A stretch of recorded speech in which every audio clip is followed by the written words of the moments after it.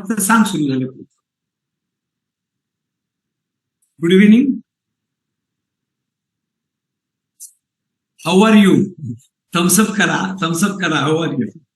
Okay. So today is second day. आज दूसरा दिन है शिविर का. पहले दिन में जो हमने बात करी थी उसमें बेसिकली बायोडाटा, मेरा biodata, my progress card, the purpose of the course, और जो सिम्टोमेटिक हेल्थ है उसमें जो 5 अंग है उसके बारे में हमने चर्चा की. और उसमें जो स्किन है, इन दैट कॉन्टेक्स्ट वाटर, मतलब हम स्किन के कॉन्टेक्स्ट में वाटर के बारे में बात करी. लेकिन यू टेक इट दैट ये जो वाटर कंटेंट और वाटर डेली इंटेक है, it doesn't only apply to skin issues and skin problems, पूरे स्वास्थ्य को वो कवर करता है. It's very fundamental aspects of being health. तो ये 5 जो सिम्टोमेटिक लक्षण है, सिम्टोमेटिक डायमेंशन है, उसके बारे में हमने चर्चा की. कल जो हमारा डिस्कशन रहा उसमें मैंने आपको वो पूरे प्रोग्राम का एक आइटिनरी नहीं बताया. तो आज मैं आपको बताऊंगा कि क्या क्या हमें इस सेशन में कवर करना है. तो थोड़ा सा मैं स्क्रीन शेयर करता हूं ताकि आप भी वो देख सके और समझ सके. I hope I can share this screen. Is this screen now seen by everybody? Yeah.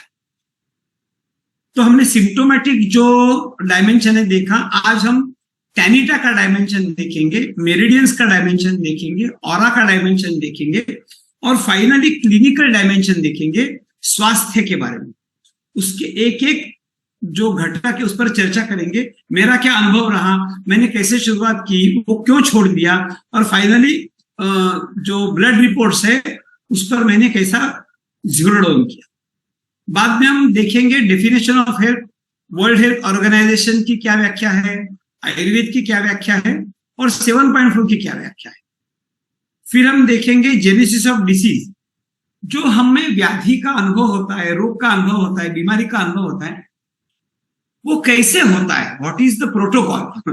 तो हर एक का अपना अपना प्रोटोकॉल है. उसमें 4 प्रोटोकॉल प्रधान रूप से मेरे कथन में आएंगे. उसमें कर्म थियरी, एलोपैथी की थियरी, आयुर्वेद की थियरी और 7.4 की थियरी. फिर चौथे पड़ाव पर हम देखेंगे 7.4 की नजर में डिसीजेस कौन से होते हैं. तो 4 डिसीजेस होते हैं, उस पर हम चर्चा करेंगे. Irritation, inflammation, precipitation and degeneration. फिर पांचवी कड़ी होगी कि उसका कारण क्या होता है. हमने थियरी देखी, प्रैक्टिकल देखा. जैसे कर्म थियरी है, प्रैक्टिकली हम अनुभव करते हैं शरीर में क्या होता है, स्टोन होता है, इन्फ्लेमेशन होता है, इरिटेशन होता है, व्हाटएवर इट इज.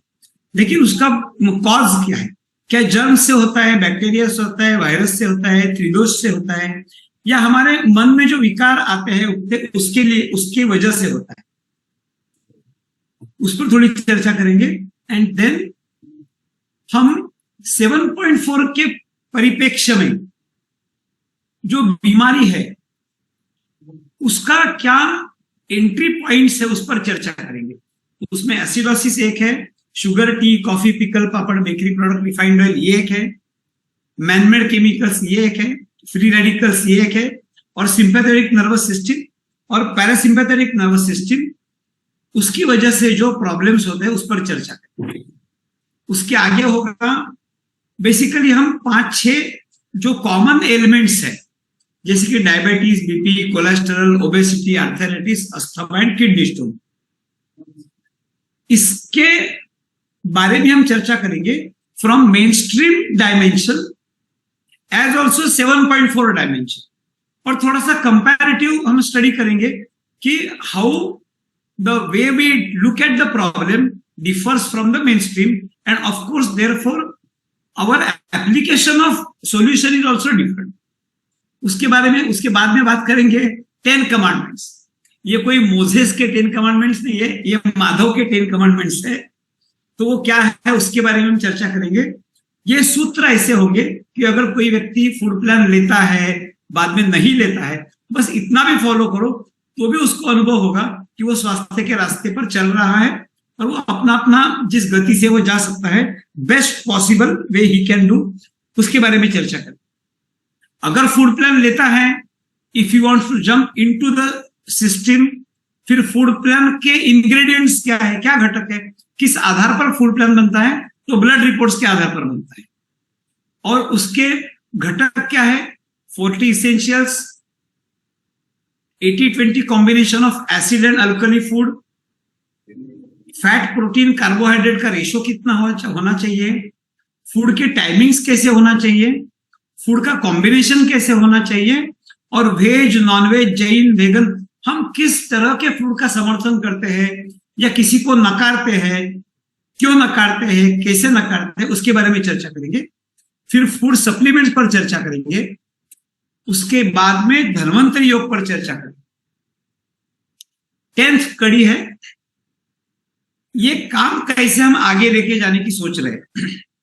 उसमें एलिमेंट्री ट्रेनिंग है, एग्जीक्यूटिव ट्रेनिंग है, न्यूट्रिशनिस्ट ट्रेनिंग है, और एंड इज ये प्रोजेक्ट्स है, फ्यूचर के प्रोजेक्ट्स है बेसिकली। उसमें से रीसेटिंग ऑफ गट माइक्रोबायोम कुछ हद तक डिटॉक्स शिविर में हम कर चुके हैं। और एपिजेनेटिक्स ये एक विषय है कि जब सारे रास्ते बंद हो जाते हैं, मतलब कोई कहता है नहीं भाई ये जेनेटिकल प्रॉब्लम है, तो जेनेटिकल प्रॉब्लम होने के बाद भी क्या फूड रीसेटिंग में ऐसी कोई एक व्यवस्था है कि जिससे इसको मैं ये नहीं कहूंगा मात दे सकते हैं, लेकिन उसमें कुछ हद तक हम रिलीफ मिल सकता है। उस पर मेरा स्टडी होगा आगे जाके, ये मेरे प्रोजेक्ट्स हैं। So in short these are various dimensions which I am expecting that we will cover in next 4, 5, 6 days, whatever it is. तो कोई ऐसा पक्का शेड्यूल तो नहीं है, लेकिन कुछ न कुछ तो बात बनेगी उसमें, ऐसा आभास है। Now let us see कि कैसे हम वो कर सकते हैं। तो अभी आज का विषय है सिम्टोमेटिक के बाद मेरिडियंस पर मैंने क्या काम किया था।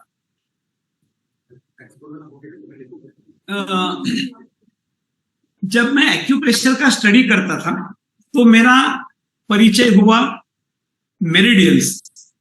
जैसे हमारे योग शास्त्र में कहते हैं 72,000 नाड़ियां हैं, लेकिन अगर शरीर को डाइसेक्ट करते हैं तो 72,000 क्या 72 नाड़ियां भी नहीं दिखती है जो योगा में मेंशन की गई है। तो उसको कोई फिजिकल अस्तित्व नहीं है जहां तक मेरी समझ है। तो मेरिडियन ही उसका ही भाई है या बहन है, जो भी कहो।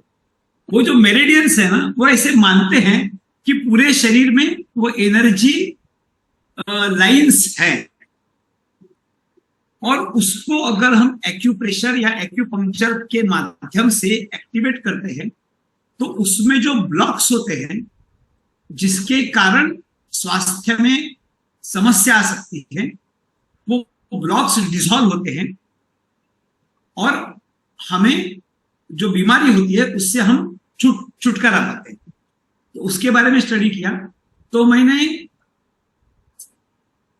1,65,000 रुपए का एक सॉफ्टवेयर लिया और उस सॉफ्टवेयर की मदद से शरीर के 8-10 जगह इलेक्ट्रोड्स लगा के वहां से एक लो इलेक्ट्रिक करंट पास करा के उसके सारे शरीर के मेरिडियंस के इमेजेस में उस सॉफ्टवेयर की मदद से निकालता था।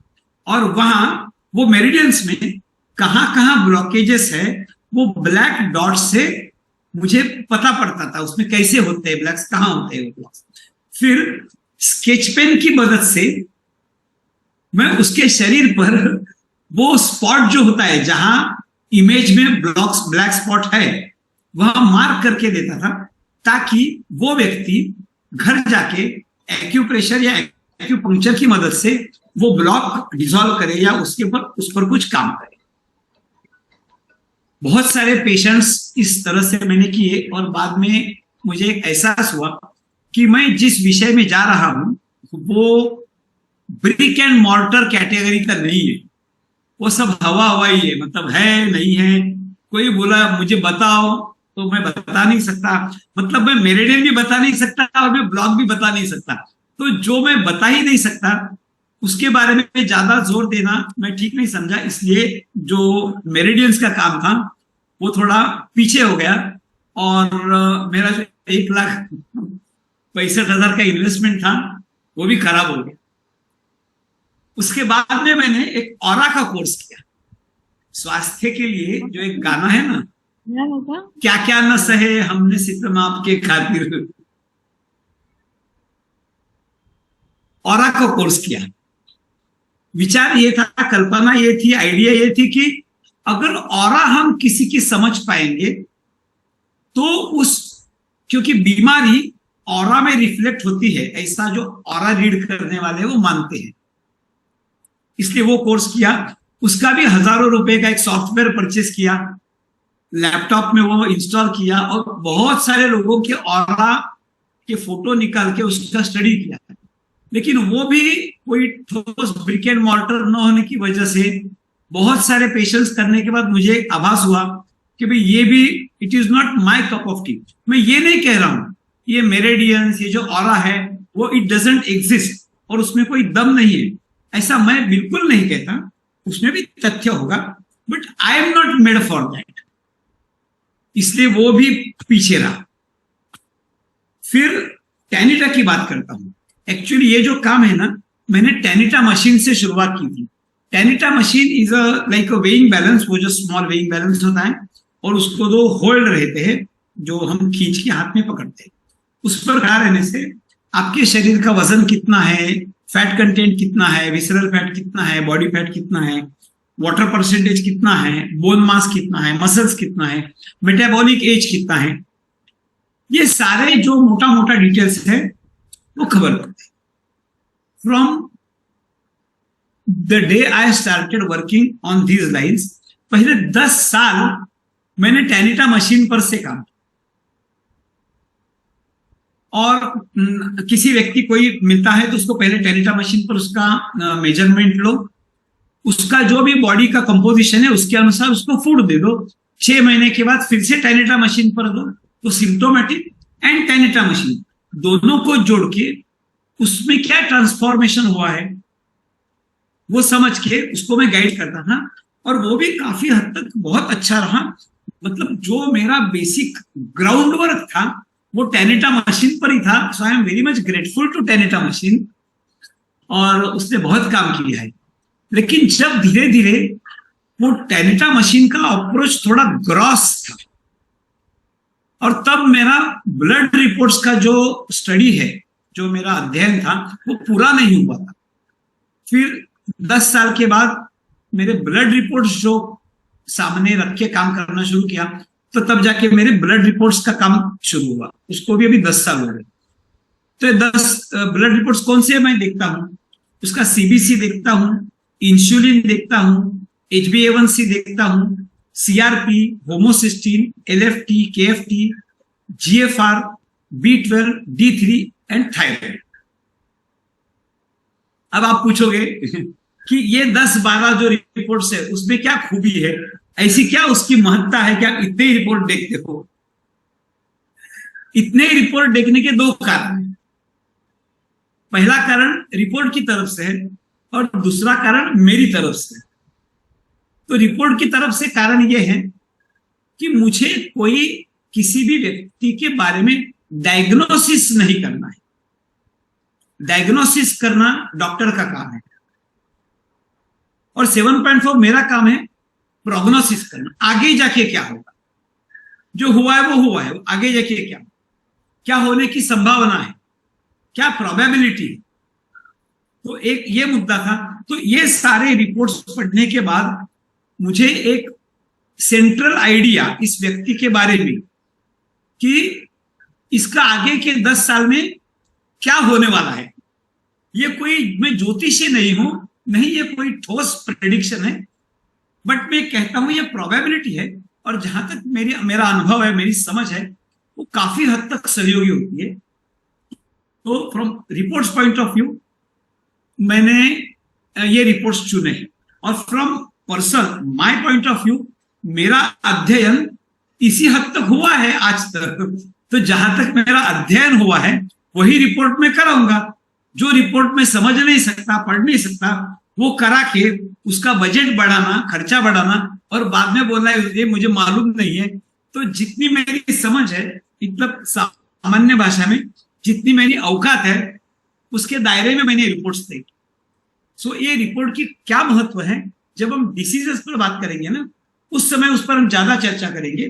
पर्टिकुलरली 4 रिपोर्ट पर, GFR, homocysteine, CRP and insulin. ये 4 जिसको मैं चतुष्सीमा कहता हूं, अगर ये हम पकड़ पाते हैं उस व्यक्ति के बारे में, तो हम फेयरली उसका आगे का 5-10 साल का जो जर्नी है ना, उसके बारे में हम एक रफली प्रेडिक्ट या प्रोबेबिलिटी कर सकते हैं कि भाई इसको ये होने की संभावना है। अगर वो नहीं होना है तो इस तरह से उसके फूड में चेंज किया जाएगा, तो हो सकता है उसको आगे जाके परेशानी झेलनी ना पड़े। और मेरे खुद के ब्लड रिपोर्ट्स के आधार पर और जो हजारों क्लाइंट्स है उनके ये ब्लड रिपोर्ट्स के आधार पर जब मैं काम करता हूं, तो बार बार ये प्रमाणित होता है कि जो फाउंडेशन, जो बेस मैंने तय किया है, वो बिल्कुल वर्केबल है, साइंटिफिक है, लॉजिकल है, प्रैक्टिकल है। लोग हमेशा मुझे पूछते हैं कि आप जो काम करते हो, ये बड़ा ट्रिकी सवाल है, ध्यान से सुनो। लोग पूछते हैं कि आप जो काम करते हो, क्या ये डबल ब्लाइंड प्लेसिबो पद्धति से प्रमाणित हुआ है? आई रिपीट, जो बहुत ही तेज होते हैं, साइंटिफिक माइंडेड होते हैं ना, वो ये पूछते हैं क्या आपका जो काम है वो डबल ब्लाइंड प्लेसिबो पद्धति से प्रमाणित है क्या? वैसे तो मैं विनम्र हूं नहीं, लेकिन थोड़ा विनम्र होने का ड्रामा मैं कभी कभी कर भी लेता हूं। तो बड़ी विनम्रता से मैं उसको बोलता हूं कि नहीं, मेरा काम scientific, logical and experimental and experiential, इस रास्ते से चलता है। क्या रास्ता है? इट इज साइंटिफिक, विज्ञान सम्मत है। इट इज प्रैक्टिकल, मतलब अनुभव है उसमें। It is logical, it is experiential, it is experimental. हम करके देखते हैं। तो साइंटिफिक है, लॉजिकल है, प्रैक्टिकल है, प्रोबेबल है, एक्सपीरियंशियल है, एक्सपेरिमेंटल है, जो भी सुन लो। तो मेरा ये रास्ता है, डबल ब्लाइंड प्लेसिबो इफेक्ट, ये मेरा रास्ता है नहीं। और इसका मुझे कोई गम नहीं है, ना मुझे I feel small, in fact I feel powerful. आपकी जो व्यवस्था है उसको समांतर मैं एक ऐसी व्यवस्था देने की कोशिश कर रहा हूं कि जो साइंस से लेकर अनुभव तक सारी कड़ियां जोड़ती है। न सिर्फ मेरे ट्रेनिंग्स की, मेरे क्लाइंट्स की, और कितने सारे मेरे फैंस हैं। आपको बताऊं, मेरे भी बहुत सारे फैंस हैं।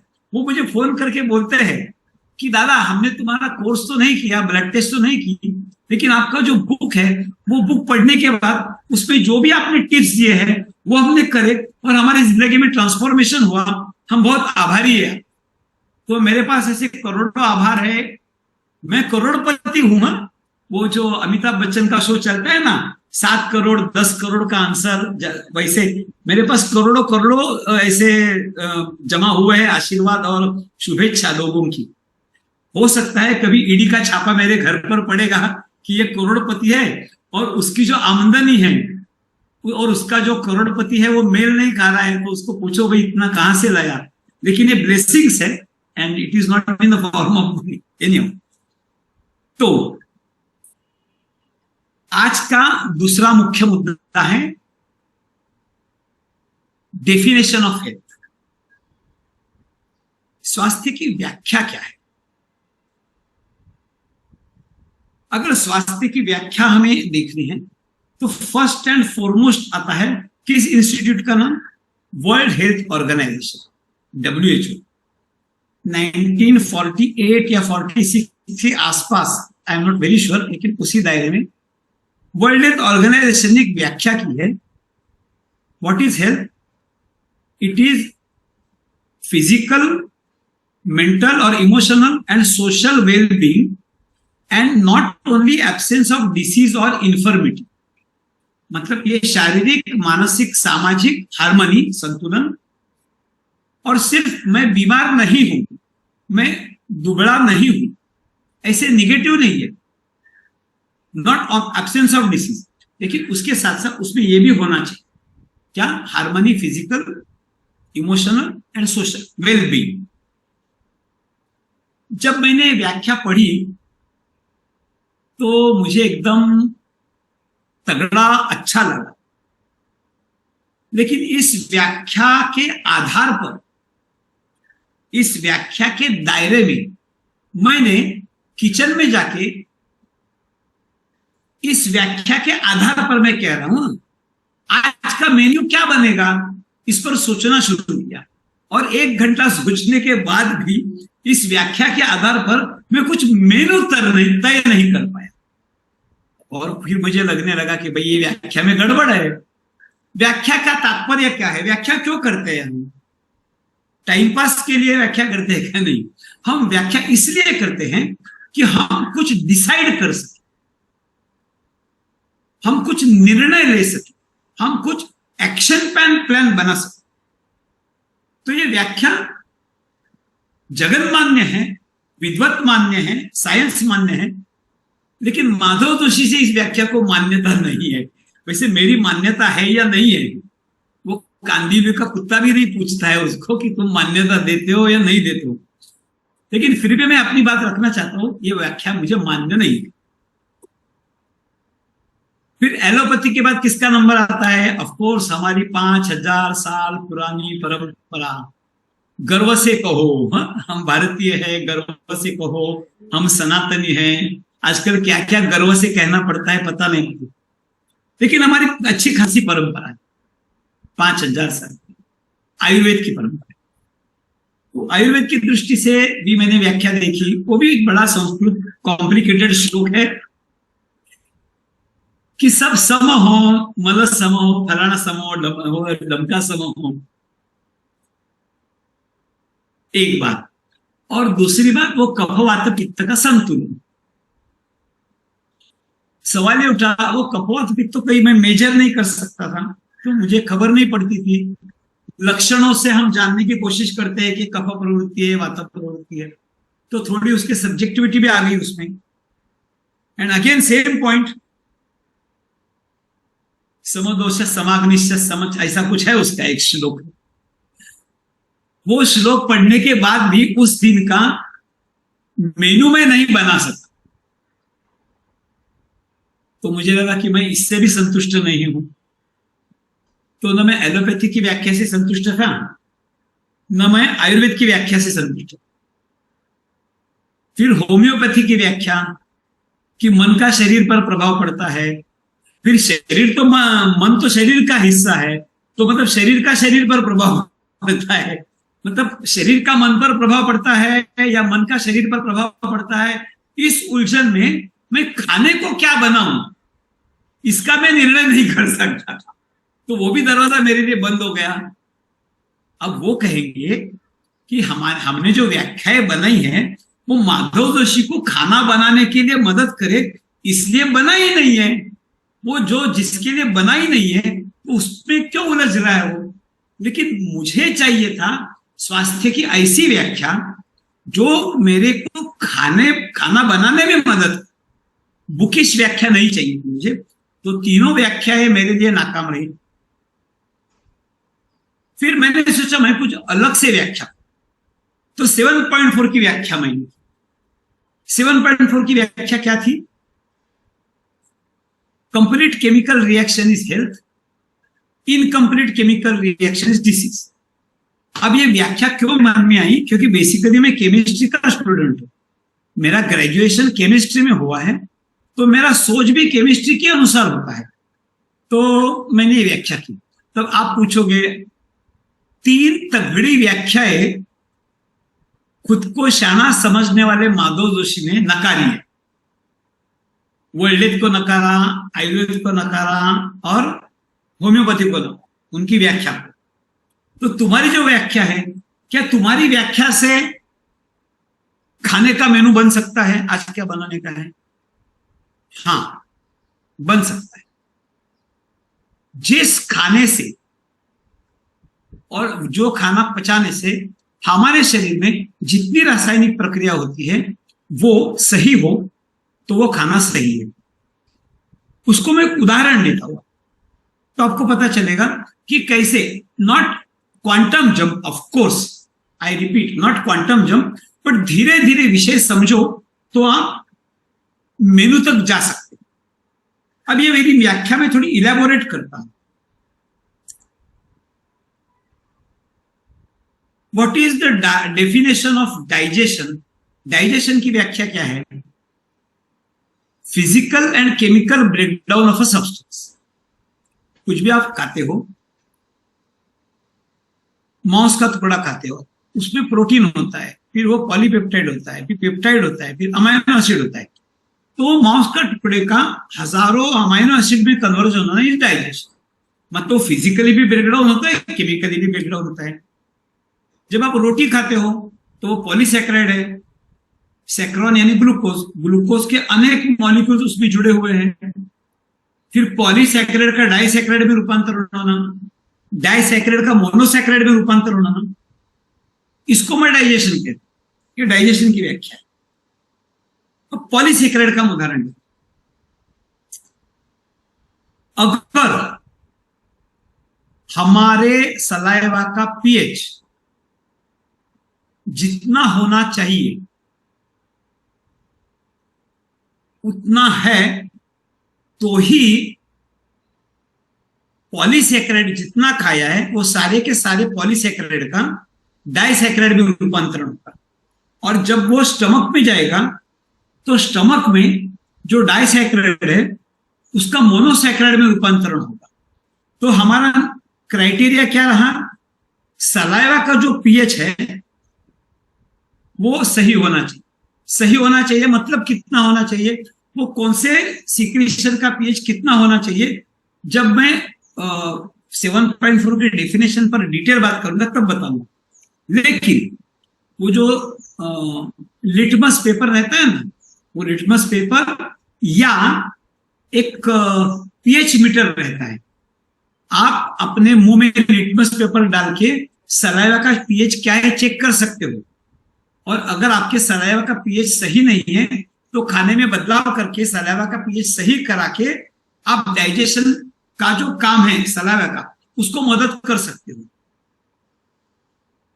आप अपने शरीर में जो भी सिक्रीशन होते हैं वो सिक्रीशंस अगर सही मात्रा में सिक्रेट होते हैं, पॉइंट नंबर 1, और सही पीएच के सिक्रेट होते हैं, तो आपके कोई भी रासायनिक प्रक्रिया को बाधा नहीं आएगी। सारी रासायनिक प्रक्रियाएं कंप्लीट हो जाएगी और वो कंप्लीट हो जाने के बाद आपको स्वास्थ्य मिलेगा। क्योंकि कोई भी रासायनिक प्रक्रिया अपूर्ण होती है तो वहां से गाड़ी पटरी से उतरती है। स्वास्थ्य की दिशा में जाने वाली गाड़ी बिल्कुल यू टर्न मार के कहीं गड्ढे में गिर जाती।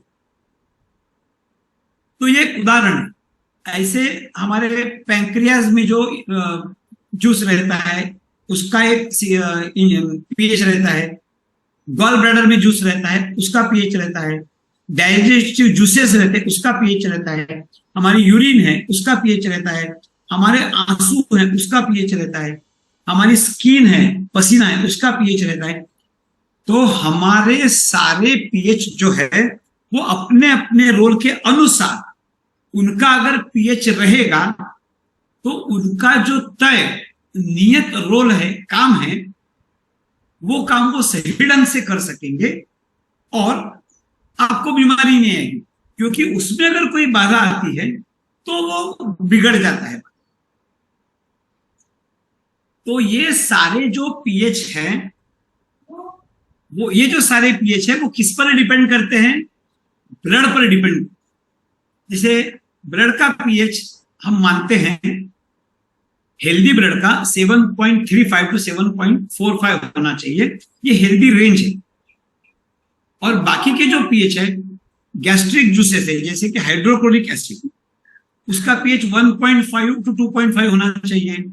हमारा साइनोवियल फ्लूइड है, उसका पीएच कुछ होना चाहिए। हमारा जो बाइल है उसका पीएच 8.5 के आसपास होना चाहिए। हमारी जो स्किन है उसका पीएच 6.5 के आसपास होना चाहिए। हमारे जो आंसू है उसका पीएच होना चाहिए। उसको अपना अपना एक तय बेसिकली काम है। अगर वो सही ढंग से होगा तो आप स्वस्थ रहोगे, और जब ब्लड पीएच सही ढंग से रहेगा तो वो आपके पीएच सही ढंग से रहेगी। अब ये ब्लड का पीएच सही कैसे रखें और बाद में अपने बॉडी के पीएच सही कैसे रखेंगे, उसको हम अगले पार्ट में देखेंगे। अभी जो हमारा आधा पौना घंटे का जो भी एक सेशन हमने तय किया था, उसकी समय सीमा पूर्ण हो गई है। अगर वीडियो बहुत लंबा हो जाता है तो थोड़ी सुनने में भी कठिनाई होती है और रिकॉर्डिंग करने में कठिनाई, वो पास ऑन करने में कठिनाई।